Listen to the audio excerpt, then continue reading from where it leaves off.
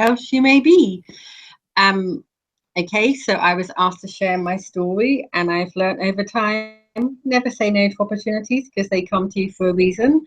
And hopefully what I have to share will help. I spent a lot of my life being very unhappy and unfulfilled and lonely, and believing that this was nothing to do with me and no fault of my own, and that I was just one of those people that wasn't lucky, that things didn't work out for, that I never got the great job, I never got the great house, I never got the best boyfriend, I never had the best friends. But I generally just thought, well, you know, some people are lucky and some people aren't. And like a lot of people, I didn't grow up in the most amazingly loving and supportive family. It wasn't quite like the Waltons in my household. We're taught a lot of things, and we take on a lot of things that we believe to be true, whether they are or not. So I was grown up being told pretty much there wasn't enough. I wasn't nice enough. I wasn't good enough. I wasn't clever enough. I wasn't smart enough. I wasn't pretty enough. I wasn't thin enough. I wasn't nice enough to have friends. I was selfish, and no one would ever love me. And if I had friends, I should just be grateful for them. So I spent a lot of my life, probably about 47 years of my 48 years, believing those things and thinking they were true. And that didn't make me a very happy and loving or loved person. And I spent a lot of that time working as a nanny, and I got to a point where I no longer wanted to do that. And I would go off for interviews for other things, and people would look at my CV and they would smile and say, "Oh, how sweet, you play with children." Like, that's all I did, and I did nothing else. And there came a time where my sheer bloody mindedness and stubbornness kicked in. And I thought, well, everyone's going to assume I'm stupid until I prove otherwise, so I'll go and get a degree, and that will fix all my problems. And I guess, like a lot of people that are unhappy, I think happiness is out there somewhere waiting for me. And when you find that thing, or it comes to you, you know, it might be, I know I'll be happy as soon as I've lost that half a stone. I know I'll be happy as soon as I get that job, and I know I'll be happy as soon as I live in that great house in the next street. And as long as you keep searching for those things, you don't really find happiness. So I went to uni, and I worked my butt off because I used to be a control freak and a perfectionist, and I absolutely believed if something wasn't 1,000% perfect, then it was pointless and worthless, and I shouldn't be doing it. So I worked incredibly hard, and I got a first-class degree, and I thought, that's it now, all my problems are going to be solved. It didn't make any difference. And in a moment, quite generally, because I tend not to plan very much, while I was studying, about 2 weeks before I finished uni, a pop-up came up on my computer and said, "Would you like to go and teach in Thailand and live the dream?" And I thought, yeah, why not? That sounds good. So I booked a one-way ticket, and I handed in my dissertation, and 3 days later I got on a plane to Thailand with a one-way ticket. Now everything I've ever wanted is coming. I've got a degree, so everyone knows I'm brilliant. I'm going to get a perfect job. I'm going to do very little work, and I'm going to live on the beach, and my life is going to be wonderful. And it was for about a week and a half. And I did get to live in a beautiful house on a beautiful deserted beach, which was pretty much as amazing as it sounds. But it was 30 kilometers from the school. And not long after I lived there, the person who promised to give me a lift every day decided they could no longer do that, which meant I very soon was forced to move into the town, which was very small. There was quite genuinely nothing to do there. I grew up in the countryside, but I mean, there was nothing. There wasn't even a shop. There was nowhere to walk. There were no pavements. Really dark. It lived behind. I didn't have a front door. I had an aluminium shutter that you pull down like a garage. I had no electricity and no running water and no furniture. And it was next to the station, and it was incredibly noisy. And after about 4 days of being there, I woke up sobbing, and I cried all that day, and I went to sleep sobbing, and I woke up the next morning and I was still sobbing. And probably 4 or 5 days where I couldn't do anything else. I couldn't eat, I couldn't move, I didn't shower, I just cried. And I knew that wasn't really quite how things were meant to be, because although I hadn't been a happy and joyful person, I'd never really been a crier, unless I was watching an advert or a Disney film.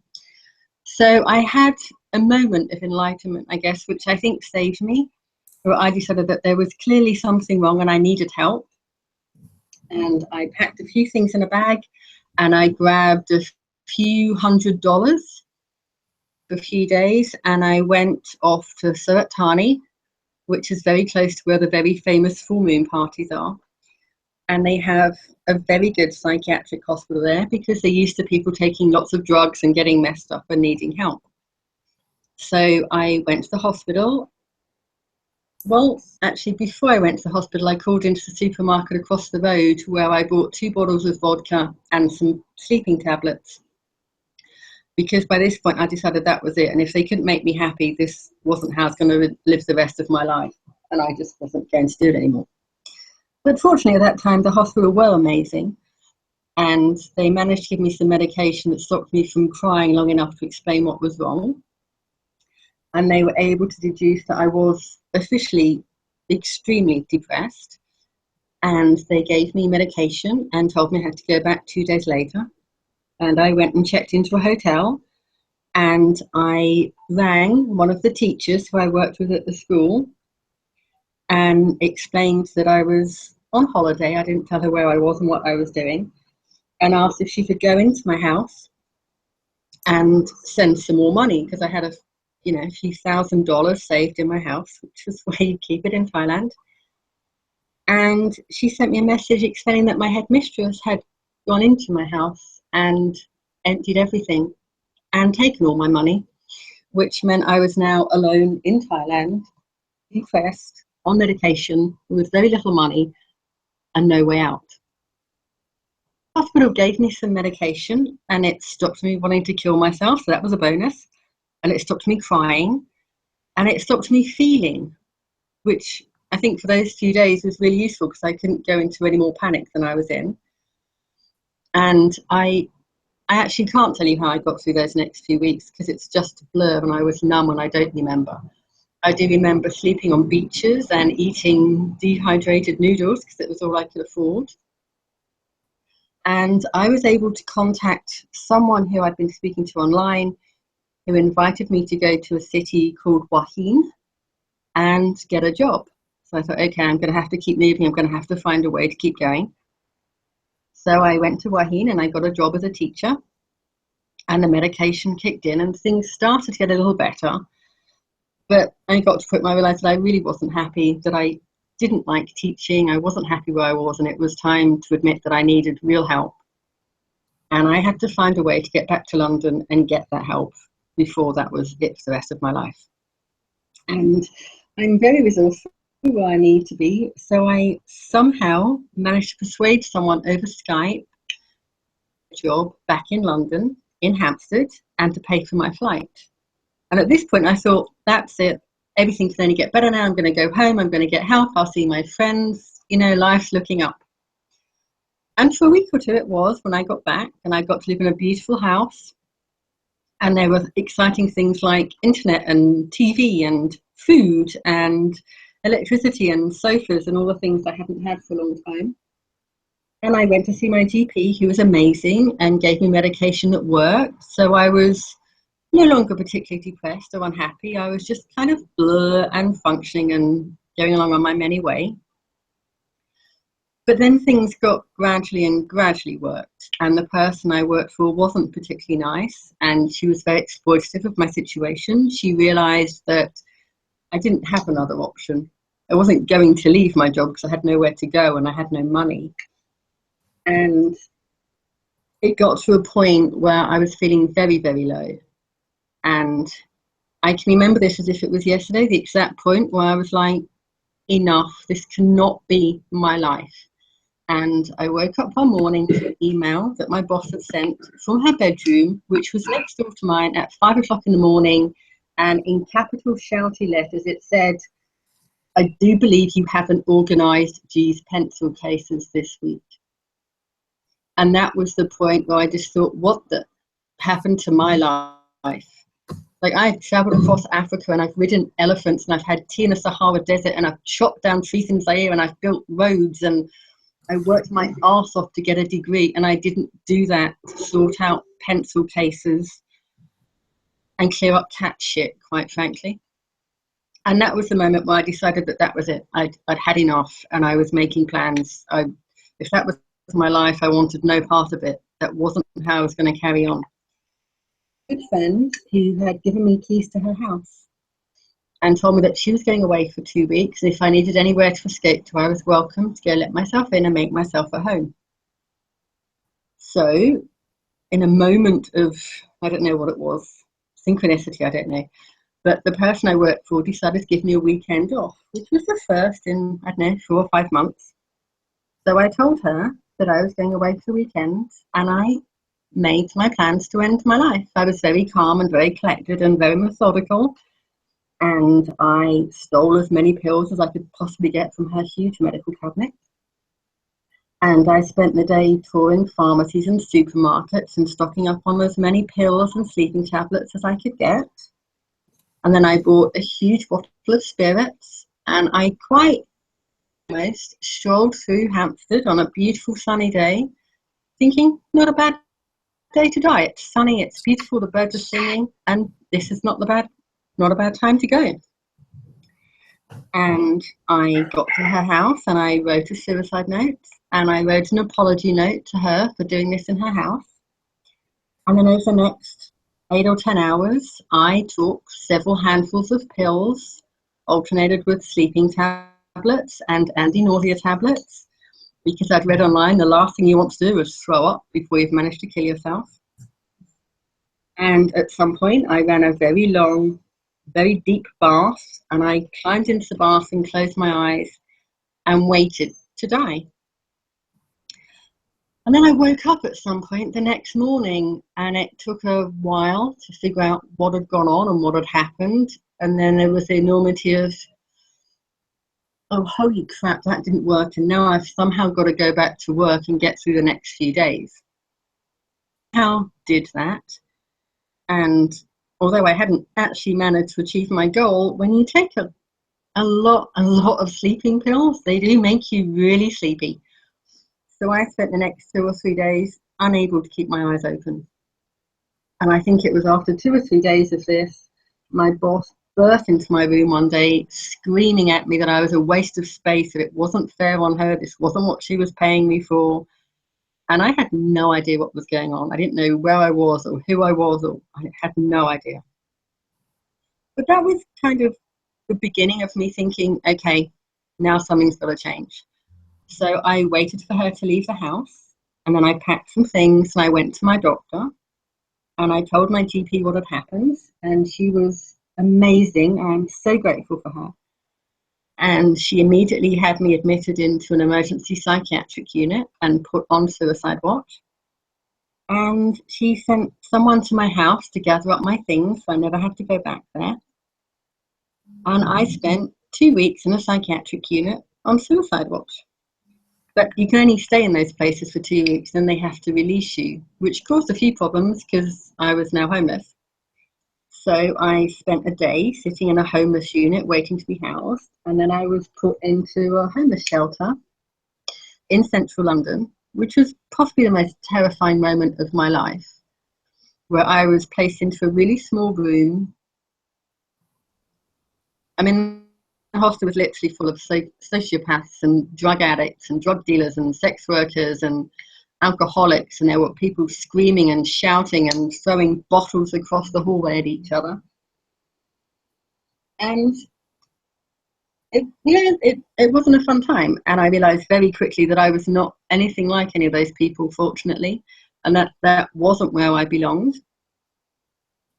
And I was very grateful to be out of the situation I'd been in, and I spent my time volunteering with several amazing charities, and I got to see people. I spent most of my time volunteering with people living with HIV, and I met these amazing, inspirational, incredibly brave people who I realized had real problems. to go away. And I was just a miserable brat, and I needed to pull my finger up, pull up my big girl pants, and get on with my life. So I managed to get out of the hostel, and I eventually, after a few more months, was given some CBT, which was eye-opening, because I think it was 2 weeks in, where they had me write down my schedule every 2 hours of the week of what I did, how much of an achievement it was, and how happy it made me. And when I was forced to look at that in black and white, it was probably the first time in my life where I realized that actually I could be really happy and I could enjoy something bad at it. That it didn't matter if I spent 2 hours crocheting a circle that wasn't round, I was still happy that I'd done it. And that was an eye-opener. And it was when I started to think that maybe I didn't have to be perfect, and that just maybe all my problems had come from me and I was the one doing it. And in a very short time, I was able to come off medication, and I started to feel like myself. And, the year pushed along and it was all good, really. And then I got to January this year and I thought, yeah, I'm a bit bored of all this now. And I met some great women who invited me to a webinar. And they asked various different questions, and they said things like, what goals did you achieve last year? And I thought, I didn't achieve any goals. And they said, what was the high point of your year? And I thought, I didn't really have any of those. And they asked, what was the low point of your year? And I said, well, I didn't want to kill myself. I wasn't homeless. So, my low barrier is pretty low. I didn't have any. And then she said, if you could describe your life in a color, what would it be? And I said, beige. And I came off that crawl and I thought, okay, this is not what I want. I used to be excited. I used to travel the world. I used to do things. I used to take risks. I never used to be afraid of anything. And I've had enough now. I don't want the rest of my life to be beige. I want it to be orange and bright and exciting. So I started reading up on personal development. I started meeting amazing people. And I got to learn about things like limiting beliefs. And I got to understand that all the things I believed about myself, that I wasn't good enough and that I wasn't smart enough, I wasn't thin enough, I wasn't tall enough or whatever, I started to realize that none of those things were true. They were just things that I'd been told, and I spent my life repeating those things back to myself. And I think it was in that moment I really understood what the law of attraction was and how it worked. Because I realized when they say you get everything you wish for and everything you focus on, that I'd spent that year saying, I don't need to be really happy. I don't want to be great. I don't need an amazing job. I just want to feel okay. And that's what I got. So I got started to meet incredible women, and the happier I got, the more amazing people I felt. And I started to change my mindset. And whenever I found myself thinking, I can't do that, you can't do that, I thought, who's telling me that? That's rubbish. I'm not listening to that anymore. And I started saying things to myself like, hey, you can do that. And what's the worst that can happen? I mean, I've been suicidal, I've been homeless. What else can happen? Nothing else can go wrong. I'm not scared of anything anymore. And I got to train as a coach. And I started to see that I was actually good at this, and that if I can come back from my life on my own, just by changing my mindset and my values and my beliefs, then I can help other people do that. And I think one of the most exciting things I realized was that I had always felt the fact that I'm very introverted was stopping me doing anything. It made me afraid of things. And I realized that actually being an introvert is one of my greatest assets. I think it gives me a superpower. And I believe all introverts have a superpower, because while everyone else is jumping up and down, shouting and making lots of noise and not thinking, it's us. It's the introverts that are sitting back there smiling quietly going, okay, you keep going, you keep going. We know what's going on. When it all goes pear-shaped, we'll quietly raise our hands and say, by the way, have you tried this? And we'll deliver the solution. So then I started to think about who I wanted to work with, and I knew I wanted to work with women. And I started to think about when life really starts to knock on your door and say, what are you doing? And I thought about myself and people I knew, and I figured this is pretty much around about your 30s, for women anyway, when all those things kick in, like, I should be married, I should have children, I should have a career, I should own my own house, I should have 2 cars, I should have a PhD, I should. But all bogged down on those things that someone else told you needed, that you might not want, that have never made you happy, and you start to question that. Or it may be that you have all those things and you think, well, but I've got this amazing husband or this amazing wife, and I have this great job, and I live in this big house, but I'm still really not happy. And I realized that happiness really does come from within. And the more I thought about this, the more it became really clear to me. So I had some amazing advice when I was first writing my coaching program, because I didn't know where to start or where to go with it or what to do. And someone said to me very clearly, why don't you just start where you ended up and work backwards? Which is exactly what I did. And I realized it was really just a case of working through some very simple steps and learning that the first thing you need to be happy is to figure out what happiness means to you. Because happy to some of you might mean living in a massive great house in the middle of New York and driving a fast car every day and being surrounded by lots and lots of people. And my idea of being blissfully happy, where I never have to wear shoes and don't need anything but my laptop and a good book. So I realized the first thing you need to do is define what makes you happy. And then to start being grateful for what you have, because, and it's a cliche because you read it all the time, but it's a cliche because it's true. The more gratitude you have, things around you that you have, the happier you get and the more positive you get, and the more you focus on that, and the more you focus on the good in your life, the more that comes to you. And this happens to me every day, today being a prime example because I'm here talking to you. And I learned that forgiveness is, as long as you're holding resentment, as long as you're blaming someone else for what they did or didn't do to you, you are never going to free yourself. And it's not easy to forgive, and it takes work. And people listening who've had horrendous things happening to them, and you think that person doesn't deserve my forgiveness. And it may be true, but you deserve that peace. And that's why sometimes you forgive, not because they deserve your forgiveness, but because you deserve that peace to set you free in your heart. Because the minute you let go of the forgiveness and the anger and the sadness, you just make room for the love and the good stuff to come in. I started to, rewrite those limiting beliefs and to tell myself new things. And I started to like myself. And instead of saying, I can't do that, I can't do that, I can't do that, I started thinking, okay, but how can I do that? What can I do? How can I change this? And I got to a place where I am always incredibly happy. I'm insanely grateful for everything I have in my life. I get to work with women who are where I was at some point in my life. And so you now get the joys of the cans and rubbish truck outside my window. A place where I realized that I can really help people. A gift of being intuitive and empathic, and I can feel what other people feel. And when people are telling me, I know I'll be really happy when I've got this promotion, I've got a big office desk, and then they say, but I really look forward to the weekends when I do blah, and that's where I'm really good at listening, go, but it's not the big desk, it's not the big office that's making you happy. What makes you happy is the hour you spend at the weekend doing what your soul demands at you to do, and the thing that makes your heart sing. And that's your passion, and that's what you need to follow, and that's what makes you happy.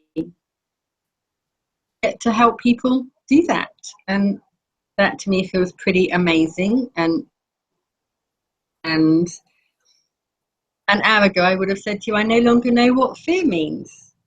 But I would never lie to you, and Marina will back me up here because she knows I know now what fear means, because I experienced it in massive doses not long ago when I clicked to join this hangout and it said click on video, and I went, oh, No, I thought it was a radio station. You can't possibly see me looking like this. So I felt the fear, and it just reminded me that it's just there to remind you that you need to keep moving on. And if I can leave you with one thing, Marina, I'm just about done. Feel free to jump in. If I can leave you with one thing, it would be that I tell my clients that fear has two meanings. Fear everything and run. You're just going to keep running. You're never going to catch up with your happiness. Or you can face everything and rise. And the minute you start rising, you will rise so high. You will have so much happiness in your life. It will blow your mind. And Marina, I think that's about roll with for now, unless you have anything to ask me. Wow. I feel like crying with joy, you know? You are such a winner. And the other day, Saturday, you know, sometimes we come with new words because the old words are not powerful enough. And we came with this word, which is weaving, which is made of within and winning. And you, Julie, you just of this word. You should. Thank you. You know, because you took everything you had within and brought it out from that place of abundance where you got so much of it, and no matter how much you bring out, it's always going to be plenty because that's your divine essence. This is who you are. You decided that happiness is not something you could chase, something that is outside yourself. It's only what you hold inside, is how you feel inside, and is only by putting together on the same level, at the same level of vibrations, your emotions to start with, because it's how you feel, and then your values, your beliefs, your actions, everything goes in one direction as long as you are all in. It does. And if you open your eyes and read and see it, it's all around you. It's there glaring. Even if, when you were talking about that, I was thinking of Dr. Seuss and the Grinch Who Stole Christmas. And when he tries to steal Christmas and he says the next day, who knew that you couldn't stop Christmas from coming? Maybe happiness can't be bought in a store. Maybe happiness means a little bit more. It's like it's all there in Dr. Seuss and Winnie the Pooh when Piglet says, I may only be little, but I can hold a lot of gratitude in my heart. Wow. All the signs are there, we just don't see them. You know, I think that I really believe this, that each one of us is that Greek soldier who, against his own wounds, ignoring his own wounds, he was keep running all the way from Marathon to Athens to deliver the good news. The war is over. And I think for you, the war is over. My war is over, yeah. And you can pass that on. You can take your truth, embrace it, and embrace your vision and bring it into the world, because everything that is in your mind, everything that was given to you as a dream, even walking on that beach barefoot or whatever it is in your mind, was given to you, not for you, was given to you to share with the rest of the world. So understand the power you hold within and how to activate those powers and make them, put them to a good use. And coming back to happiness, because this is what we've been talking about, and people think, well, how is that happiness is nothing to do with the outside world? And maybe when you tell us about your passion for writing, you are published on various international world-class publications. I know, how insane is that? And again, you see, it's one of those things where you just stop feeling fear. And I've been writing my whole life. I wrote all the time. I wrote about everything, but I never showed anyone. I never told anyone. And I think it was back in February, I saw an incredible interview with Elizabeth Gilbert. And I am quite obsessed with Elizabeth Gilbert. I do think she should run the world. And she gave an interview that literally changed my life in a heartbeat. And she was talking about when she was writing her first book and how she was really nervous about it not being a success and not being good enough. Had this epiphany. She had these conversations in her head with the people that she thought were going to criticize her. You know what? I said I was going to be a writer. I never said I'd be any good. I don't like what I write. It's not my problem. It's not even my fault. Just don't read it if you don't like it.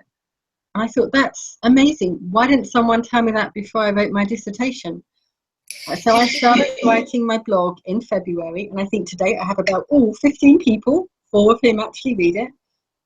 But then, I was talking to someone else, and I don't know if she's listening, but if Nadine Crispo is listening, it was a conversation I had with her because she is amazing, and the universe sent her to me like a gift from the gods, and everyone needs her.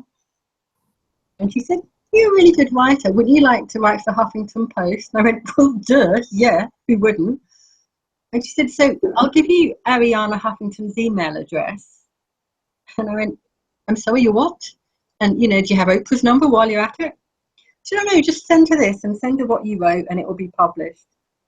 And I really didn't for a second think that was going to happen. And 3 days later, when I got that email saying I was going to be published, I just about imploded with excitement. As the extroverts explode, we introverts, we implode quietly, but very enthusiastically. And, it said the minute you let go of fear, amazing things come to you.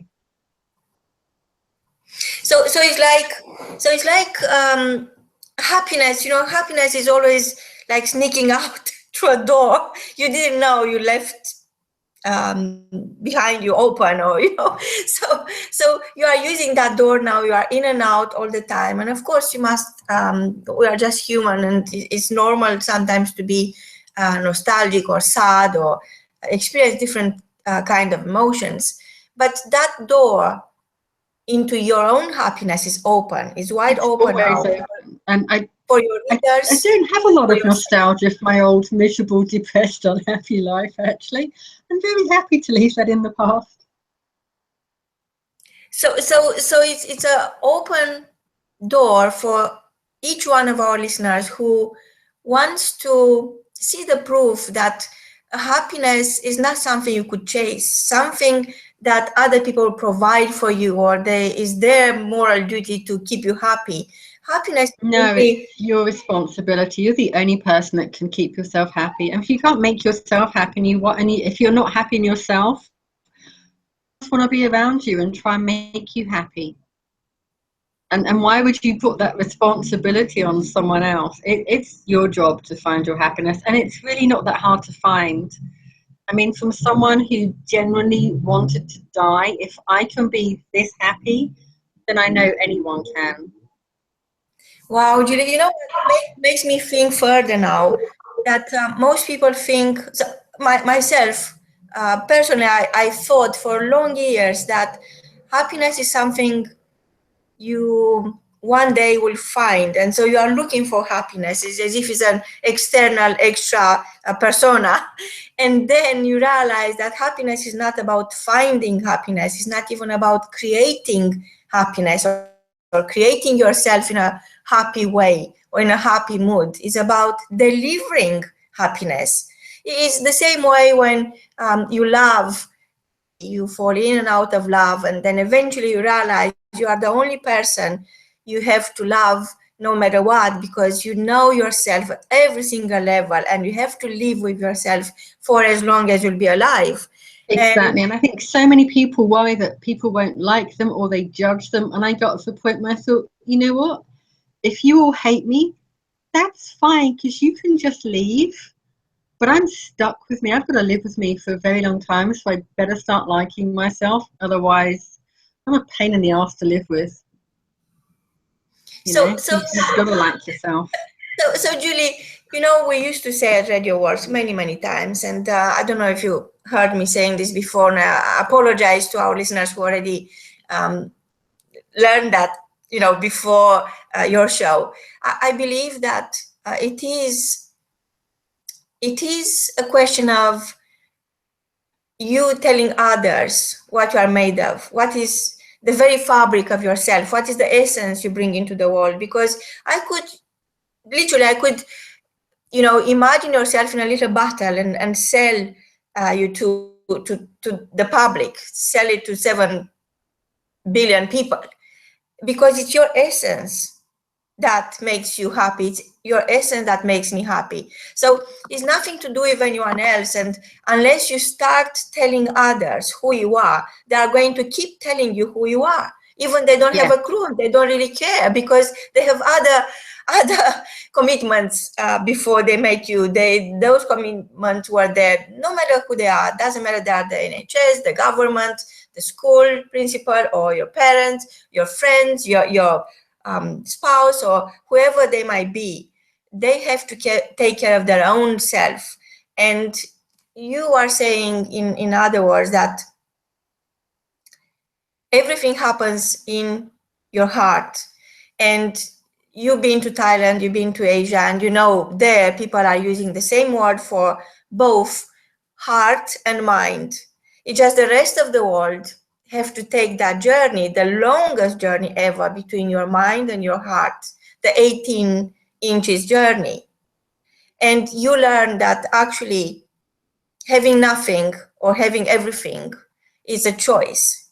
So having nothing means you don't realize that you have it all. And the only moral obligation each one of us actually should or could have is that you embrace your truth, you embrace your gifts, your talents, whatever it is that you hold and that are unique to you, and run with them and show them and share them. Actually, I believe, Julie, I don't know what is your take on this, but I believe that the sacred secret of living your life with purpose is sharing the good news. You are the good news. Look at you. You arrived. The world was waiting on you. And look at you. You are just awesome. And everybody looking at you, reading your purpose. I think our purpose is to help people. It's just amazing. It's a journey into serendipity. Life is not something we create. Life is something we deliver. Oh my God. So Julie, where could our listeners get in touch with you? I hope you'll be back and you'll have a regular show. I really hope you'll find the time. But where could they get in touch with you? I'm very, very easy to find. My name is Julie Lachtay, Lachtay, and I am the only one in the world because my dad made that up. On Facebook, it's not, which one of the 200 Julie Lachtays is she? It's me. You may get one of my 2 business pages or my personal page, but they're all me. You can find me on Twitter at Julie Lachtay. You can find me on LinkedIn. You can email me at letsfindjoynow@gmail.com. And at some point you'll be able to check my website, but at the moment that's under construction, and it's in that stage where, when you're making your house really beautiful, but before then it's just a pit and it's covered in plaster and old ladders and dirty paint. My website's kind of there at the moment, but it will be back bigger and brighter and better than ever. And yeah, I'm pretty easy to find. There's only one of me. Julie, I would say you are the one and only. From both of us, until next time, is goodbye. Thank you so much. Goodbye, everyone.